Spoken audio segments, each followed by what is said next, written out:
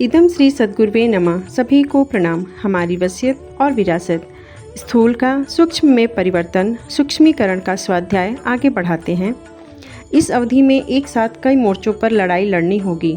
समय ऐसा भी आता है जब खेत की फसल काटना, जानवरों को चारा लाना, बीमार लड़के का इलाज कराना, मुकदमे की तारीख पर हाजिर होना, घर आए मेहमान का स्वागत करना जैसे कई काम एक ही आदमी को एक ही समय पर करने होते हैं। युद्ध काल में तो बहुमुखी चिंतन और उत्तरदायित्व तो और भी अधिक सघन तथा विरल हो जाता है।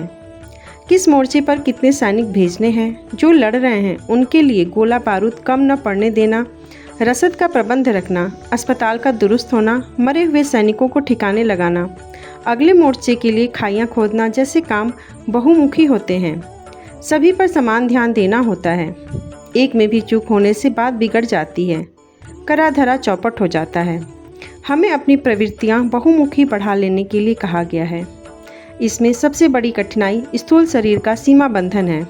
यह सीमित है, सीमित क्षेत्र में ही काम कर सकता है, सीमित ही वजन उठा सकता है।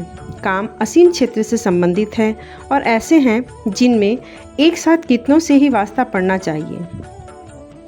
यह कैसे बने, इसके लिए एक तरीका यह है कि स्थूल शरीर को बिल्कुल ही छोड़ दिया जाए और जो करना है उसे पूरी तरह एक या अनेक सूक्ष्म शरीरों से उत्पन्न करते रहा जाए। निर्देशक को यदि यही उचित लगेगा तो उसे निपटाने में पल भर की भी देरी न लगेगी। स्थूल शरीरों का एक झंझट है कि उनके साथ कर्मफल के भोग विधान जुड़ जाते हैं। यदि लेन देन बाकी रहे तो अगले जन्म तक वह भार लदा चला जाता है और फिर खींचतान करता है। ऐसी दशा में उसके भोग भुगतते हुए जानने में निश्चिंतता रहती है। लेखक युग ऋषि पंडित श्री राम शर्मा आचार्य।